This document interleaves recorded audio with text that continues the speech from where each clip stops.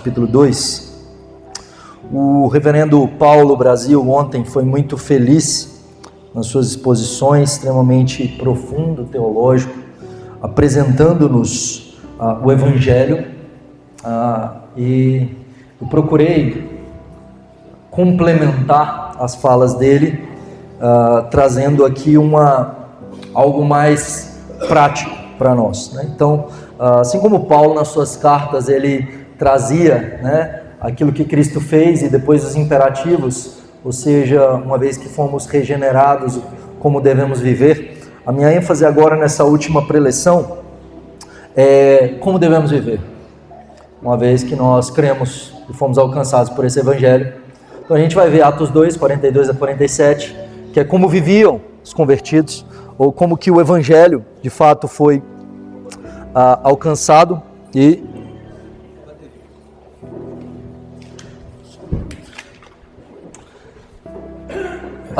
como que de fato o Evangelho chegou para aqueles irmãos e como que eles passaram a viver. Então Atos 2, 42 a 47, abre aí sua Bíblia comigo, vamos orar mais uma vez.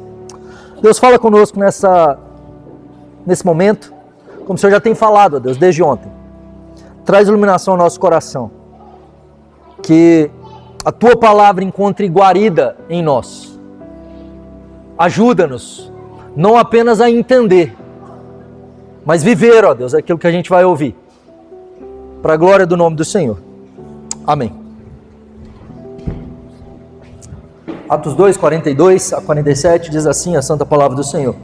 E perseveravam na doutrina dos apóstolos, e na comunhão, e no partir do pão, e nas orações. E em cada alma havia temor, e muitos prodígios e sinais eram feitos por intermédio dos apóstolos, e todos os que creram estavam juntos e tinham tudo em comum. Vendiam as suas propriedades e bens, distribuindo o produto entre todos, à medida que alguém tinha necessidade. Diariamente, perseveravam unânimes no templo, partiam pão de casa em casa, e tomavam as suas refeições com alegria e singeleza de coração, louvando a Deus e contando com a simpatia de todo o povo. Enquanto isso, acrescentava-lhes o Senhor dia a dia os que iam sendo salvos. Queridos, nós precisamos entender que o Evangelho nos leva a uma vida de culto a Deus. Verso 42, nós temos todos os elementos de culto aqui. Então, o culto reformado é um culto simples. Nós não temos ícones, nós não temos muitas coisas. E aqui é dito da doutrina dos apóstolos, a comunhão, o partir do pão e orações. E a ideia aqui também não é só a questão de como viviam diariamente, mas a questão também dos elementos de culto, ou seja, a vida da igreja era um culto a Deus, corandeu, perante o Senhor. E uma vez que nós cremos em Cristo, nós devemos desejar mais dele e viver por um avivamento. Muitos cristãos, eles têm ansiado e buscado por um avivamento. Mas o fato de nós não vivermos um avivamento na igreja, ou não passarmos talvez por um avivamento na igreja, isso não deve nos fazer parar de buscar por um avivamento pessoal. Então sim, nós podemos e devemos desejar por um avivamento, desejar por mais de Deus e desejar por essa vida perante o Senhor, por mais da presença do Senhor. Se o quanto nós buscarmos a Deus é o quanto nós teremos dele. O grande problema é que a gente está satisfeito com migalhas. Nós estamos muitas vezes tranquilos com pouco, mas em Atos 2 nós vemos aqui uma igreja que ansiava por mais e vivia mais e recebia mais. Atos 2, 42 a 47, acontece após o Pentecostes. O Pentecostes era a festa da colheita. É chamado Pentecostes porque acontecia 50 dias após a Páscoa. E aí, essa festa aí da colheita, né, que os judeus celebravam diante do Senhor, ordenada pela lei do Senhor, era então depois que eles colhiam os frutos, eles celebravam diante de Deus, depois da Páscoa. E Deus escolhe derramar do seu Espírito Santo em Atos 2, 50 dias após a Páscoa, ou seja, 50 dias após a morte do Cordeiro, para a nossa redenção. Agora nós temos a colheita de 3.000 almas. Agora nós temos o Evangelho sendo espalhado por toda a terra. E Deus ordenando a sua igreja que fossem suas testemunhas em Jerusalém, Judeia, Samaria, até os confins da terra. E o livro de Atos, então, ele é organizado dessa maneira, de forma geográfica, com o Evangelho expandindo e com uma mudança de ênfase ministerial e de centralidade de Pedro para Paulo, quando chega para os confins da terra. Então, em Atos capítulo 2, nós temos a descida do Espírito, nós temos 3.000 convertidos ali na pregação de Pedro. Posteriormente, então, até Atos 8, nós temos o Evangelho chegando em Samaria, por meio de Filipe, os apóstolos chegando ali, o Espírito Santo vindo sobre os samaritanos. Atos 10, nós temos o Evangelho chegando a um gentio chamado Cornélio. E a partir de Atos 13, então, nós temos o Evangelho chegando até os confins da terra, por meio das viagens missionárias do apóstolo Paulo. E aqui nós temos esse primeiro momento de uma igreja primitiva, essa igreja aí que está começando, essa igreja aí que está no início, vivendo, praticando o Evangelho.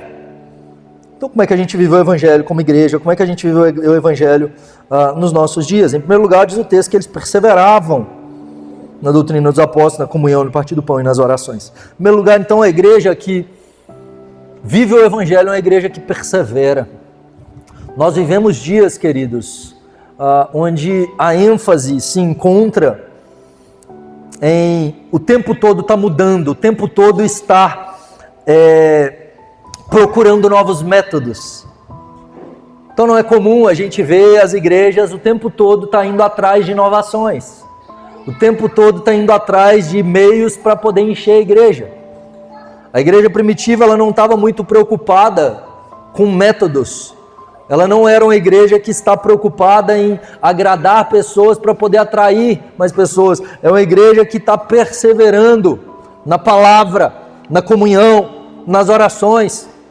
Deus, tem um livrinho, chama Poder pela Oração, se não me engano, de E.M. Bounds, um metodista piedoso, que ele vai dizer que muitos procuram os melhores métodos, mas Deus procura os melhores homens. E a ênfase do livro é justamente a busca pelo Senhor em oração. E não muita gente às vezes preocupada, a minha igreja não cresce, então o que eu tenho que fazer para a minha igreja crescer? Não tenho que me preocupar com o crescimento da igreja, isso pertence ao Senhor. Eu tenho que me preocupar em buscá-lo, em ser fiel, em andar nos seus caminhos, em cumprir os seus mandamentos, em amá-lo acima de todas as coisas, em anunciar o Evangelho. Não pertence a nós o colher o fruto, é Deus quem dá o fruto. Pertence a nós lançar a semente. Pertence a nós fazer discípulos e perseverarmos e nos mantermos firmes naquilo que o Senhor nos ordena. O grande problema de muitos cristãos é serem não perseverantes, serem inconstantes. E a inconstância na vida espiritual demonstra e mostra a nossa imaturidade. Nós nos tornamos inconstantes na vida de oração. Nós nos tornamos inconstantes na meditação e estudo da palavra de Deus.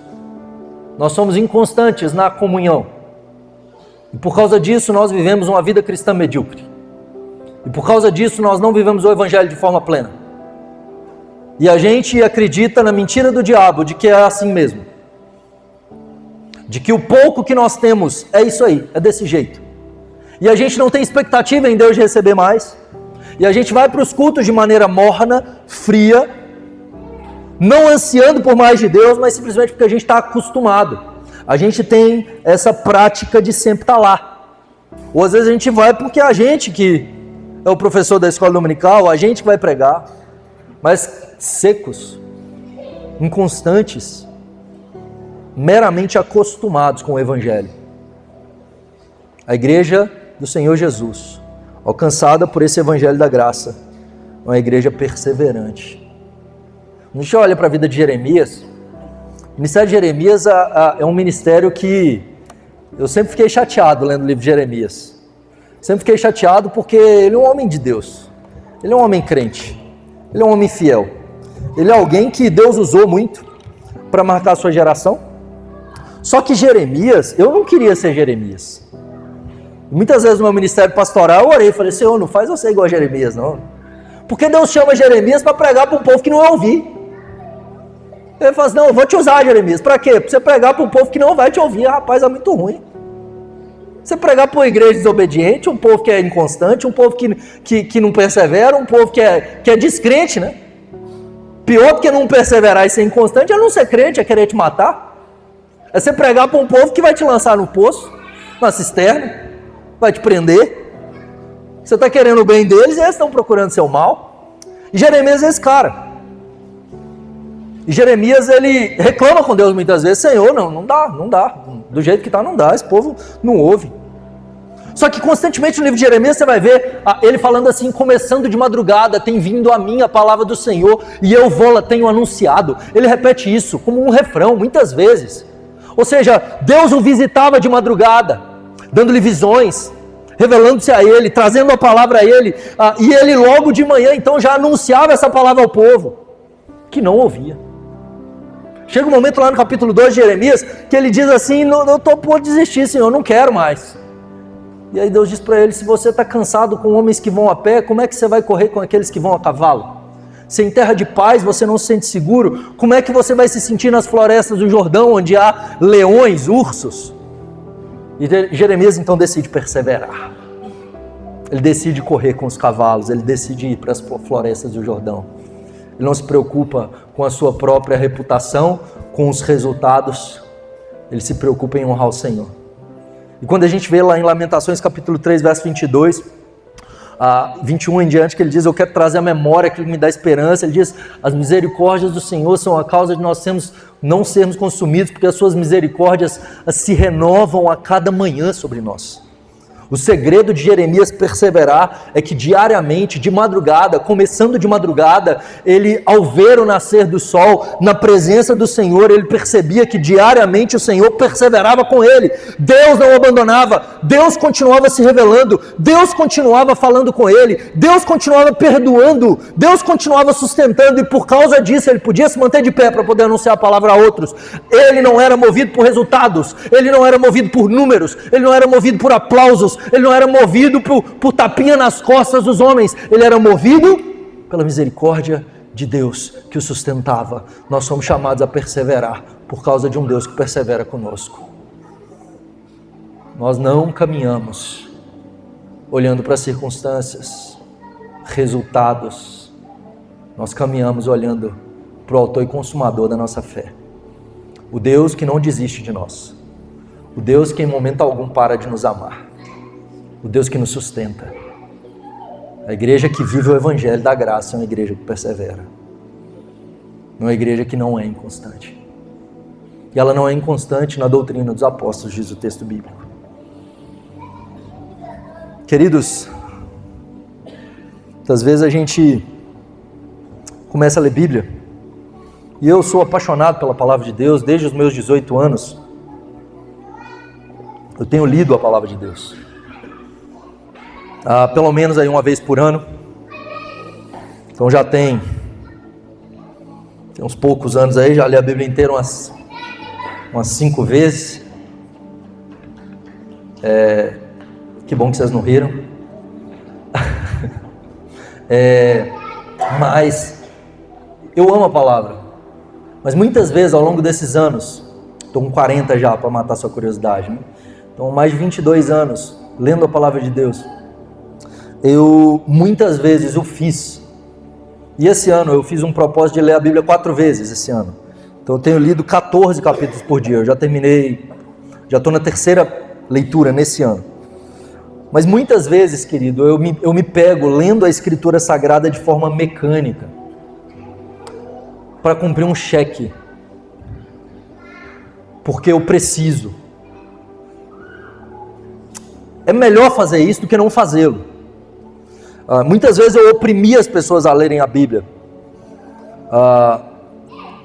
E hoje, quando eu discipulo pessoas, eu digo, eu dou uma meta menor do que eu já dei. Então eu falo assim, pelo menos um capítulo por dia. Porque eu descobri que é melhor a pessoa ler um capítulo por dia do que não ler 4. Só que muitas vezes me aproximando da palavra de Deus de forma mecânica, ou meramente para esmiuçá-la, estudá-la, não para ser impactado, não para ouvir a voz de Deus. Deixa eu te falar um negócio, querido. A Bíblia, você pode ler ela e não ouvir a voz de Deus. Você pode ler a Bíblia e não ouvir a voz de Deus. Porque esse livro, ele só tem poder. Essa palavra, ela só tem poder se nós tivermos a iluminação do Espírito. Se o Espírito Santo não abrir o seu entendimento, isso aqui não vai mudar nada da sua vida. Isso aqui não vai te transformar. Como muitos leem a Bíblia, e ao invés de serem transformados, são mais endurecidos. Como muitos leem a Bíblia e falam assim, eu li a Bíblia e virei ateu. Eu falo assim, mesmo, não tem como você converter sem o Espírito Santo. Não tem como haver conversão se o Espírito Santo não regenerar. A questão não se encontra meramente no livro em si. Ou ler o livro. Perseverar na doutrina dos apóstolos não é ler Bíblia. Não é estudar a Bíblia. Não é estudar teologia. Isso é só uma parte. Perseverar na doutrina dos apóstolos é compreender a palavra de Deus e praticá-la. Hoje nós nunca tivemos tantos livros traduzidos, tantos livros teológicos, nunca tivemos tantos seminários, nunca tivemos tantas obras, até mesmo produzidas em português, nunca tivemos tanto material, tantos livros, tantas conferências, tantos seminários, tantos professores. Mas o nosso povo não está ficando mais santo. Nosso povo não está ficando mais piedoso. Pelo contrário. Para que você lê Bíblia, querido?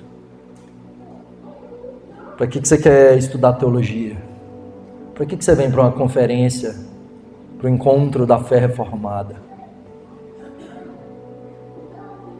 Eu preciso aprender mais desse livro, para que eu possa vivê-lo, para que eu possa praticá-lo e perseverar na doutrina dos apóstolos. Deve me levar a ser mais parecido com Jesus, a praticar essa palavra, a viver essa palavra. Logo no meu primeiro ano que eu li a Bíblia toda, com 18, eu li a Bíblia 2 vezes naquele ano, e meus amigos subiam para a faculdade comigo de carro. Eu era o único que tinha carro naquela época, e aí eles iam comigo no carro, e eu era o único crente deles, e o meu apelido entre eles, o pastor que eles conheciam há 22 anos atrás, chamava Crivella, então era o meu apelido. O pessoal mais antigo aí era um bispo da Universal, hoje ele é político. Era o meu apelido. E aí um deles era ateu, e aí minha Bíblia estava no carro. E aí ele ateu lá atrás, ele era o único que não ouvia, não queria ouvir. Eu convidava para ir nos nossos estudos bíblicos, para estudar a Bíblia comigo, ele não ia, ele fazia chacota. E aí nesse dia ele pegou a Bíblia, olhou para mim e falou assim, vamos ver se você sabe de Bíblia mesmo. Aí ele falou assim, eu vou pegar a Bíblia, eu vou abrir, vou ler um pedaço dela, e você me fala onde está escrito, tá bom? Eu fui tomado por uma coragem ali, que eu já tinha lido a Bíblia inteira 2 vezes. Imagina, se eu não vou saber algum dos 1189 capítulos da Bíblia, mais de 30 mil versículos, né? Eu falei, vou. Eu falei, tá bom. Virei para ele, tá bom. Aí ele olhou para mim, pegou a Bíblia, abriu, e aí estava um amigo, eu no volante, um amigo na frente e 4 atrás. Ele começou e ele leu, falou assim, porque Deus amou o mundo de tal maneira que deu o seu Filho unigênito, para que todo aquele que nele crê não pereça, mas tenha a vida eterna. Onde que está escrito? Aí eu fiz a pausa dramática. Eu olhei assim, dei um sorrisinho de canto de boca, falei assim, João 3,16. Nossa! Mas ele acertou, o da frente falou assim, mas ele acertou até aquele númerozinho pequenininho. aquilo impactou o Tiago. O Tiago, posteriormente, foi o único dos meus amigos que se converteu. Ele passou, de fato, a desejar conhecer aquele livro. Eu pude discipulá-lo, ele foi batizado na igreja metodista lá em Juiz de Fora. E está até hoje ali, né? Veja, a igreja persevera na palavra. As igrejas não morrem por conta de má teologia. Você vai ver igrejas com boa teologia morrendo. Você vai ver igrejas onde não tem nenhuma heresia lá. Igrejas morrem porque não vivem a palavra, porque não praticam a palavra, porque entenderam com a mente, mas isso não foi ao coração. Porque eles dizem crer na oração, mas não oram. Eles dizem crer na Trindade Santa, mas não se relacionam com o Pai, o Filho e o Espírito Santo. Eles dizem crer que precisa evangelizar, mas não evangelizam. Eles dizem crer que a gente tem que andar em santidade, mas vivem como ateus de segunda a sábado. Quando eu não vivo a palavra de Deus, eu estou morto espiritualmente. Eu posso conhecer muito de teologia, mas eu estou morto, eu estou seco. Nós somos chamados a perseverar, querido, na doutrina dos apóstolos. Como é que a gente, então, tem que se aproximar da palavra de Deus? Querido, você precisa se aproximar da palavra de Deus, não como um microscópio para você ficar analisando apenas. Esse é o risco de muitos estudiosos da Escritura. Eu tenho que me aproximar desse livro, entendendo que ele me alimenta, entendendo que Deus fala comigo. Eu preciso meditar nele, ruminar esse texto, eu não preciso ter pressa. Eu preciso parar diante dessa palavra, orar ao Senhor e deixar que essa palavra habite meu coração, me confronte, anotar aquilo que Deus fala comigo. Deus fala, querido, deixa eu te explicar um negócio, que às vezes a gente esquece que Deus fala. Como é que Deus fala com a gente? Deus colocou dentro da gente o Espírito Santo. O Espírito Santo passa a morar dentro de nós. E como é que ele fala conosco? Diz o texto que ele nos lembrará todas as palavras de Jesus. O Espírito Santo fala no nosso coração. Quando nós lemos a Escritura Sagrada, ele vai aplicando isso aqui, ele vai confrontando, ele vai mostrando que precisa ser tratado em nós. Por isso muita gente às vezes fala assim, nossa, eu li o texto 10 vezes, e cada uma delas foi de forma diferente, porque muitas vezes o Espírito Santo ele vai aplicar em uma área que eu estou precisando naquele momento. Não que o significado seja diferente, o sentido do texto é um só. Mas as aplicações são distintas e as ênfases, muitas vezes, até mesmo nos sermões, podem ser distintas. O Espírito Santo fala conosco. Só que a gente pensa que isso é coisa de pentecostal. Falar do Espírito Santo, que ele fala. Ele fala espiritualmente, querido. Deus não fala de forma audível. Se ele quiser, ele pode. Mas ele fala espiritualmente. Como é que nós ouvimos a Deus? O nosso espírito. Nós precisamos aprender a ouvir a voz de Deus. E vem por meio da palavra. O Espírito Santo vai nos trazer a palavra. Às vezes você não precisa nem estar lendo a Bíblia não. Você está durante o dia lá. E Deus pode te trazer um versículo à mente. Seja para você ou seja para outro. Para que você seja um instrumento de Deus ali na vida de alguém. Para evangelizar ou para encorajar. Deus fala. Só que a gente vive uma vida cristã tão mecânica que a gente acha que Deus não fala não. A gente acha que Deus não está conosco o tempo todo não. Deus não direciona a gente não. E o texto continua dizendo, e perseveravam na comunhão, no partir do pão. Então veja, uma igreja que persevera no Evangelho da Graça, é uma igreja que não anda só. O cristão ele não anda só, ele vai perseverar na comunhão e no partir do pão. A ideia de comunhão, aqui a palavra grega koinonia, ela é usada no Novo Testamento nem sempre só para uma questão de estarmos juntos como igreja, mas muitas vezes no sentido de oferta, de mordomia, de abençoar o meu irmão com recursos, ou a igreja com meus recursos. Então ter as coisas em comum, ou viver em comunhão, em comunidade. Koinonia vem da raiz grega do koinos, da onde vem o grego koiné, é o grego comum, né? Então essa ideia de viver em comunidade é que os meus recursos não são meus, eles são disponíveis para abençoar o meu irmão. Por isso que diz o texto que eles vendiam tudo que eles tinham e distribuíam conforme a necessidade de cada um. O contexto daquele momento é de gente indo para Jerusalém e de pessoas que não tinham muitos recursos e que estavam precisando ser discipulados. 3.000 pessoas que sobem a Jerusalém, alguns permanecem ali, não sendo de lá. E aí nós temos então a igreja que começa a cuidar das necessidades uns dos outros. E dentro do Império Romano o nível de pobreza era absurdo. Não eram muitos ricos naquele contexto. Nós estamos falando de uma igreja que enxerga a necessidade um do outro. Querido, se eu amo a Deus, eu preciso amar meu irmão. Não tem essa de buscar a Deus e querer crescer em Deus, desprezando ou deixando de lado o meu irmão. Diz o texto bíblico em Efésios que o propósito de Deus para o nosso crescimento é até que nós cheguemos à estatura do varão perfeito. Mas ali ele não está falando individualmente, ele está falando de corpo, bem ajustado. A gente não é igual o quadro de Tarsila do Amaral, não. Um pé enorme, um nariz grande, uma cabeça pequena. O corpo é bem ajustado. Nós crescemos juntos.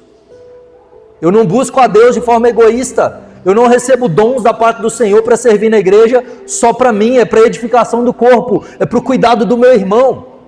Deus nos abençoa para que a gente abençoe outros. E quanto mais nós estamos dispostos e disponíveis para abençoar outros, mais Deus nos abençoa. Assim é a economia do reino. Então, querido, eu preciso saber da necessidade do meu irmão, eu preciso me importar. Eu preciso viver o que é ser igreja de verdade. Então, perseverar na comunhão é de forma ativa, diária, lutar pela paz, pelo crescimento da igreja e pelo cuidado do meu irmão, enxergando as suas necessidades espirituais. Paulo vai dizer em 1 Tessalonicenses 5,14: exortamos também, irmãos, a que vocês consolem os desanimados, amparem os fracos, admoestem os insubmissos e sejam longânimos para com todos. Que ele está dizendo que cada um tem uma necessidade espiritual e eu preciso enxergar a necessidade e oferecer aquilo que ele precisa. E às vezes a gente quer consolar o insubmisso, ou a gente quer exortar o desanimado, porque nós não enxergamos o nosso irmão e não cuidamos dele. Nós precisamos nos importar. Eu lembro quando eu plantei uma igreja em Diadema, alguns anos atrás, e eu naquele dia estava orando, eu tinha mandado mensagem a uma menina que a gente estava discipulando, e eu não consegui falar com ela durante aquele dia, e ela não vinha bem, ela não estava muito bem, e durante aquela noite, então, eu não tinha conseguido falar, ela não havia respondido, e eu estava orando e eu fiquei muito incomodado. Muito incomodado. E aí eu chamei minha esposa e falei, vamos lá na casa dela, ela morava só, e falei, vamos comigo, não quero ir sozinho, ela é uma moça solteira que mora sozinha, falei, vamos lá comigo porque não está certo, tem algo errado. E aí a gente foi, e quando nós chegamos lá, a porta não estava trancada, a gente chamou e ninguém atendeu, então a gente viu que a porta estava aberta, e ali nós entramos e ela estava no quarto, com a faca na mão, prestes a cortar os próprios pulsos. E então nós pegamos aquela menina e levamos para casa, ela permaneceu conosco alguns dias, sendo ali cuidada, discipulada, naquele momento. Veja, queridos, precisa estar atento, não só a necessidade dos nossos irmãos, mas o Espírito Santo nos conduzindo. E não apenas no contexto de cuidado, mas também de abençoar o nosso irmão com os nossos recursos. Há irmãos talvez que vão passar por períodos de desemprego, de crise financeira, e se eu tenho condição, eu vou abençoá-lo e vou cuidar dele. Eu serei instrumento de Deus para poder sustentar o meu irmão. Quando houve o problema com a igreja em Jerusalém, com os pobres da Judéia, toda a igreja da Ásia Menor, da Macedônia, se juntou para enviar oferta aos irmãos da Judéia, aos crentes de Jerusalém. Inclusive a igreja de Filipos, que era uma igreja pobre, e Paulo vai dizer que eles deram além das suas próprias condições. Ou seja, eles tiraram do deles para poder abençoar. E às vezes a gente fala, não, mas quando sobrar, eu faço. Quando eu tiver mais, então eu abençoo. E aí, querido, a gente está pensando, quando eu tiver o muito, então eu sou fiel. Deixa eu te falar um negócio, eu só serei fiel no muito se eu for fiel no pouco. Eu estou querendo chegar no muito sem ser fiel no pouco. Com o quanto você tem. Honre o Senhor. Levítico 19, tem ali uma lei que chama a lei da rebusca, que é o seguinte: todo judeu, todo hebreu, ele precisa dar o dízimo. Então ele vai colher, por exemplo, um dono de campo. Quando ele colhe, terminou a colheita, ele vai pegar a 10ª parte. Primeira coisa que ele vai fazer é isso. Então a primeira parte, 10% daquilo, é do Senhor. Ele devolve o dízimo. Só que além disso tem uma outra lei que é o seguinte, além do dízimo. Diz o texto que o canto do campo não pode ser colhido. E diz o texto que as espigas que caíram no chão, ou os frutos que caíram no chão, o dono não pode fazer o pente fino. Caiu no chão e o canto do campo é para o estrangeiro, a viúva e o órfão. Por isso que a gente vai ver no livro de Ruth caindo por sorte, né?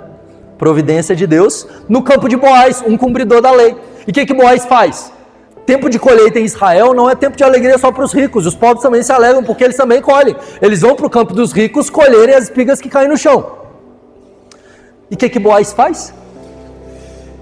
Ele não só não coloca seguranças para ficar ali impedindo os pobres de entrarem no seu campo para fazer uma segunda colheita, para poder fazer um pente fino, para poder ganhar mais dinheiro, como ele diz aos seus funcionários: deixa cair mais. E eles deixavam cair mais, para que a viúva, o estrangeiro e o órfão tivessem mais recursos. O que isso ensina para mim e para você? Que além do dízimo, parte dos meus recursos eu deveria separar para abençoar a viúva, o estrangeiro e o órfão, para abençoar o pobre. Parte dos meus recursos eu deveria separar para poder cuidar daquele que está necessitado. Esse dinheiro não é meu, esse dinheiro caiu no chão. Teve uma vez, meu sogro mora na roça e às vezes ele pede para entregar as coisas lá em casa, e aí eu comprei uma determinada coisa para ele, ele me deu o dinheiro, eu comprei no cartão, chegou lá em casa, entreguei, ele me deu o dinheiro, e aí eu peguei o dinheiro, guardei na carteira, falei, vou passar no banco para depositar. Na igreja presbiteriana, o presbiteriano fala, sentiu no coração. É assim aqui também, não? Porque o presbiteriano não fala assim, Deus falou comigo. Isso é pentecostal, né? Então é sentir no coração o presbiteriano, né? O reverendo Paulo foi embora, então eu posso falar isso aqui mais tranquilo. E aí eu parei na frente do banco para poder depositar aquele dinheiro, e eu senti que não era para depositar. Naquele momento meu dinheiro caiu no chão, querido. Como a espiga que caiu no chão, eu falei, pronto, esse dinheiro não é meu. Eu falei, tá bom, senhor. Eu falei assim, agora eu vou esperar só para quem que vai ser. Passa um tempo, daqui a pouco eu desço do gabinete, uma sexta-noite, tô indo embora para casa, e aí, de novo, eu sou incomodado ali a parar para falar com o porteiro do prédio, e aí eu olho para ele, e ele estava com a Bíblia aberta, e aí eu me apresento. Eu sou meio maluco, plantador de igreja, evangelista, né? Eu converso com gente, me apresento, ofereço para orar para o povo, evangelizo e tudo. Quando eu viajo para fora, então, eu fico maluco. Se é um país não cristão, eu saio evangelizando todo mundo. E aí eu parei para ele e falei, irmão, eu sou pastor, eu posso orar por você? Ele, a paz do Senhor, pastor. Tal, claro, então eu cheguei, tudo bem, falei assim,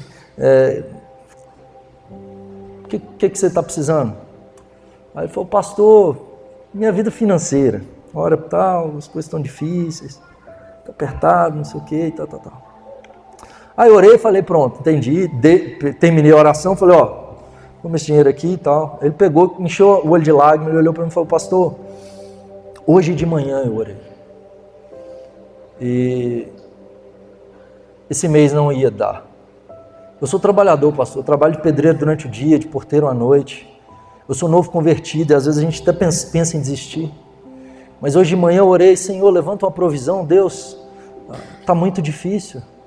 Ele, pastor, Deus mandou o senhor. E eu pensei, eu não queria não. Depender de mim. Só que, querido, a gente precisa perseverar na comunhão e no partir do pão. E entender que os recursos que estão nas nossas mãos não é para a gente entesourar, não. Caixão não tem gaveta. Usa os recursos que Deus tem te dado para abençoar outros. Para de querer mais um sapato, mais uma bolsa, mais um relógio. Pelo amor de Deus. Aprenda a viver uma vida simples. Aprenda a colocar os seus recursos nas mãos do Senhor para abençoar as pessoas ao seu redor. A enxergar aqueles que necessitam. A se compadecer. Quando Jó para de olhar para si com autocomiseração e ora pelos seus amigos, é que Deus muda a sorte dele. E persevera nas orações. Igreja reformada, reunião de oração é uma bênção, não é não? Eu não sei da igreja de vocês, mas as presbiterianas, aqui tem presbiteriana também, da Marcela, né? Rapaz, reunião de oração na presbiteriana é assim. Como é que é? Precisa ter um estudo bíblico, né? Aí o povo reúne para orar, aí tem que ter um louvor também, toca uns 2 cânticos lá, porque senão, o que vai acontecer? A reunião vai durar 5 minutos. Aí você precisa de ter uns 15 minutos de estudo bíblico, uns 2 cânticos, que aí passa pelo menos uns 25 minutos, e aí o povo ora 5 minutos e acaba a reunião de oração. Nós oramos muito pouco. Como é que é a vigília? Tem um monte de sermão, né? Um monte de louvor. E oração, bem menos. Alguns anos atrás eu estava muito incomodado com a minha vida de oração. Eu lia a Bíblia, estudava, fazia exegese no grego, no hebraico, pregava, estudava teologia. Mas eu comecei a ficar constrangido. Eu falei, eu tenho orado muito pouco. E aí aquele dia eu falei assim, Deus, eu vou começar a orar mais. Aí naquela noite eu falei, hoje eu vou orar 1 hora. Por que 1 hora? Porque tem um texto da Bíblia que Jesus fala assim com Pedro, Tiago e João, nem por 1 hora vocês puderam perseverar? O que ele está dizendo? Vocês não conseguiram orar nem 1 hora? Falei, Senhor, 1 hora não é muito, né? Eu não estou orando 5 minutos, eu vou orar 1 hora, Senhor. Botei o celular, o cronômetro. Botei o cronômetro, dobrei o joelho e orei. Hoje, quando eu oro com os meus filhos, boto eles para dormir, a gente lê Bíblia, ora, canta. E aí eu vou orar, eles oram primeiro, eu oro por último. E aí eu oro sem pressa.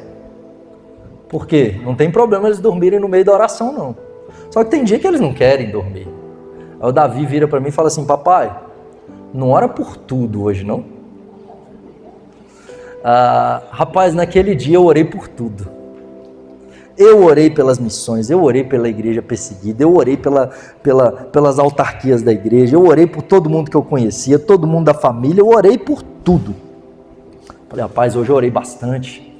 Aí eu caí no erro de olhar o cronômetro. 5 minutos. Falei, pronto, eu entrei no universo paralelo, igual esteira de academia. Você sobe na esteira, você assiste o Jornal Nacional, a novela das 7, das 8, passou 5 minutos, assim que eu me senti ali orando. Falei, não, eu estou orando aqui no mínimo uns 45 minutos, passou 5. Por quê? Porque nós não gostamos de orar. Eu tenho pavor de esteira. Então na esteira, Um minuto ali parece uma eternidade para mim. A gente precisa aprender a orar. Os discípulos não pediram para Jesus ensiná-los a pregar. Eles viam Jesus orando e falaram: ensina-nos a orar, Senhor. Nós precisamos nos deleitar na presença do Senhor. Sabe por que a gente não ora? Porque no aposento da oração não fica visível para ninguém. A gente gosta de estudar, ler Bíblia e teologia porque a gente pode mostrar o nosso conhecimento para os outros. A gente pode postar coisa. Mas quando a gente fecha o nosso quarto no secreto, ali é a gente, Deus, e a gente precisa desenvolver a nossa vida de oração. Falo isso para minha vergonha, nem sempre é assim. Aliás, na maioria das vezes não é assim. De vez em quando eu chego em casa desesperado para fechar o meu quarto e estar na presença do meu Senhor. E poder depositar diante dele a minha súplica, a minha ansiedade, poder estar diante dele e desfrutar da presença dele, sem pressa.